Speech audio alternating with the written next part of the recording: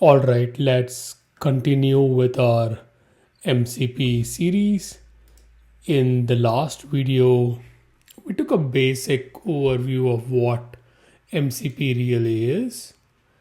We tried to understand the problem it's trying to solve, and now we want to take it a step further, right? We want to understand things at a very core level on how MCP really works and actually go and build our own MCP server.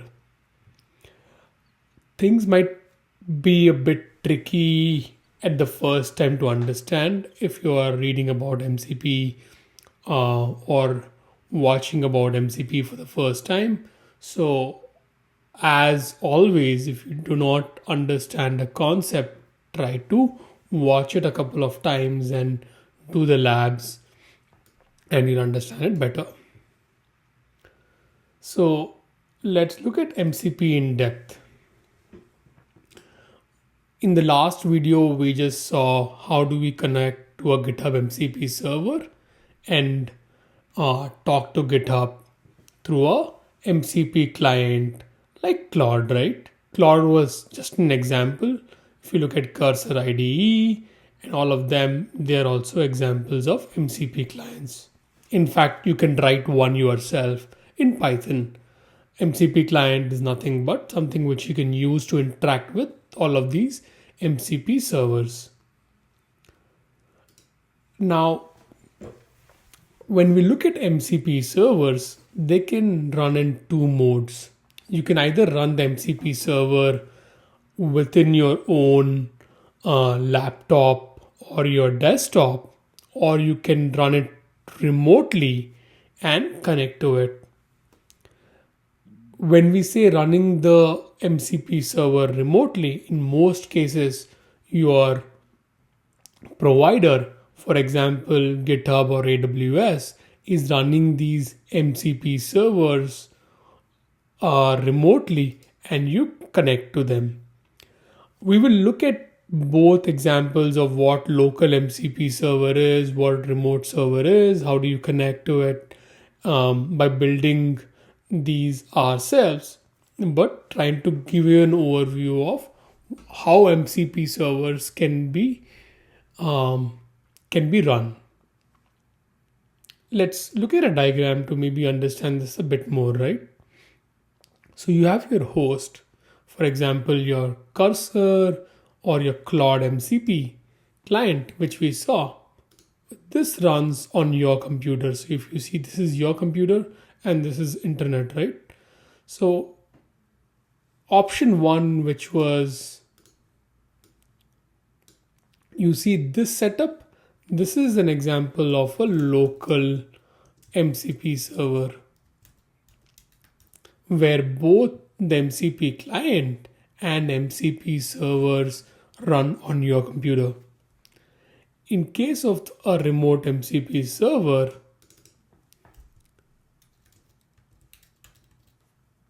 it is running on the internet. Now, running an MCP server on your computer doesn't mean you can't access web APIs. For example, when we saw GitHub's example in our previous video, we were actually running the MCP server locally, if you remember. And the way we can confirm that is if you look at our Claude's settings and look at the GitHub MCP server, we will realize that it is running locally. So I'm just pulling the config to configure MCP servers, and let's close all this and look at GitHub's MCP server, right? We actually did a Docker. We used Docker to run the GitHub server locally, and this is the exact setup which we did. The MCP server was running locally, but it was connecting to GitHub APIs which are on the internet. So let's say when you say create a repo, our MCP client says, hey, does GitHub have a tool call for creating a repo? and it looks at, okay, it does have a tool call and there is an API which I can call out to create the actual API. And the API itself is hosted on GitHub.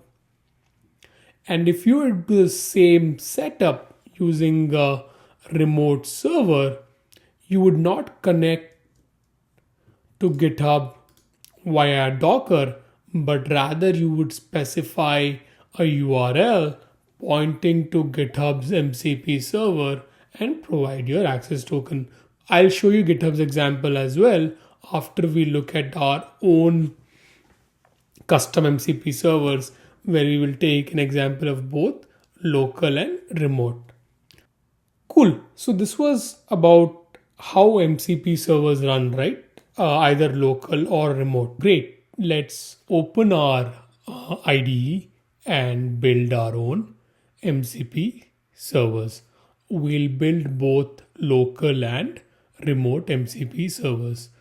All of the code for MCPs is under LLM Basics and MCP. I'm going to open MCP local server first and explain what this server does and how did we build one. Probably before we even try to understand the code, let's look at what this is trying to achieve, right?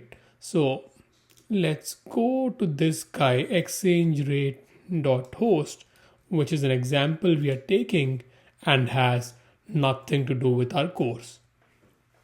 So exchange rate.host is a platform which you can use to, let's say, convert your currency from one denomination to other. So you can say, hey, convert 5 USD to INR. It looks at the current exchange rate and converts it.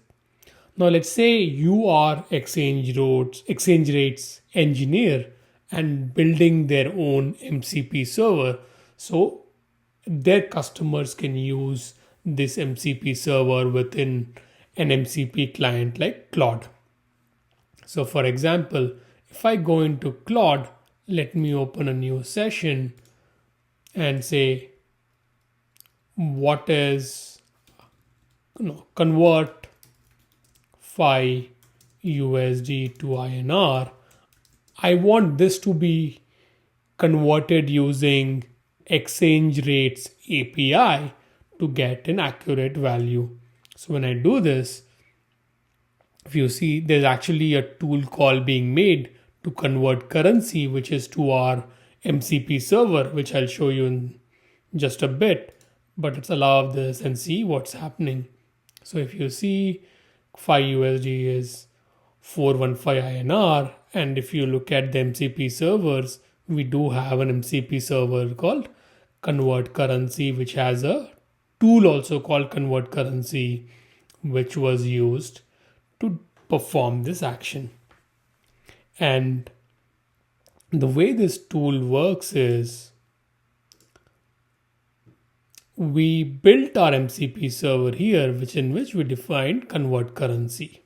And convert currency takes the from currency and the to currency which we want and the float value.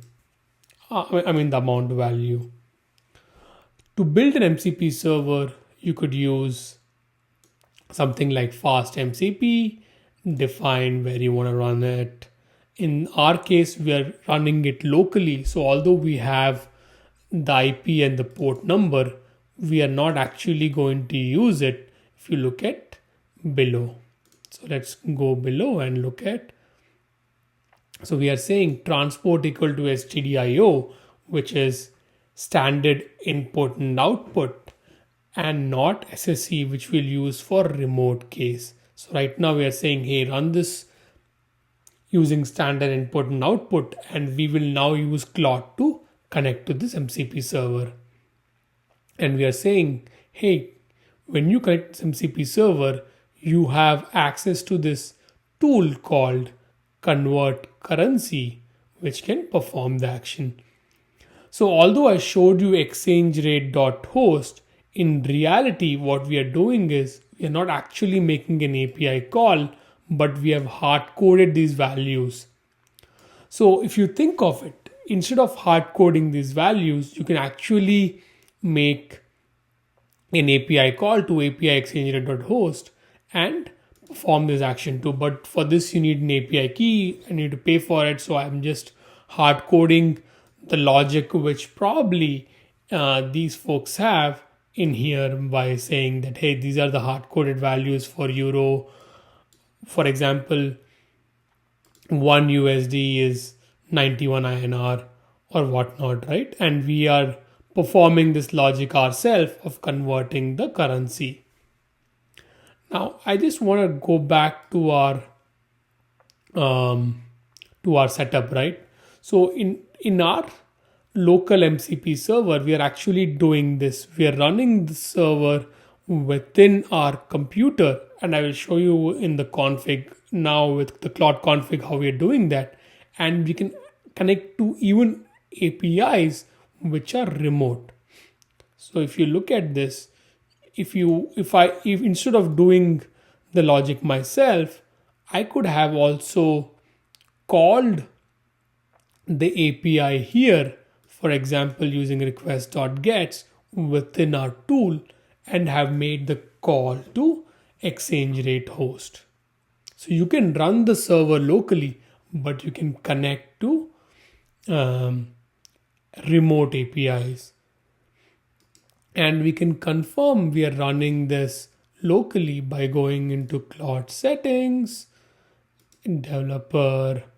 If you go into edit config, and let's look at the convert currencies config. We are saying that, hey, run this particular MCP server using Python. So we are actually using standard input and output to communicate by just running the server itself locally. In the next example, we'll see how we do it remotely, but I want to quickly show you the config. In remote, you can actually run the server wherever you want, although we are running it on localhost. This could be server.com, and you can connect to an MCP server remotely using this setup. Cool. Just to recap a bit, we've built our own tool definition which does the currency conversion, and we are running this locally using stdio, and the way we are connecting to Claude is by using this MCP server config. You can set this config in your Claude setup as well, and I have provided the example Claude config in the same directory, which you can just copy and paste. Cool. So that was how a local MCP server works. Now let's look at what is the difference between a local and a remote MCP server, right? We've already seen it in Claude config, but let's see the code difference. The only difference in code is now instead of saying transport equal to stdio in case of local, you're going to make transport equal to SSE. And when you do transport equal to SSE, what happens is when you use a fast MCP setup, the server actually runs on the host and port you define. So we are binding it to our local host on port 8050. And if you look at our Claude desktop config, you will see that the remote MCP server is running on localhost 8050, and we are saying connect to SSE. In fact, we can remove our other MCP server and let's restart Claude. So it's going to use our remote MCP server, which is convert currency remote. So I'm going to quit Claude, restart Claude. And if you look at our MCP servers now, you can see that we have an MCP server called convert currency remote. Let's try again. Convert 5 USD to INR. It's going to call the convert currency remote MCP server, use the convert currency method, and if you allow it, it's going to go ahead and perform the action and give us the output.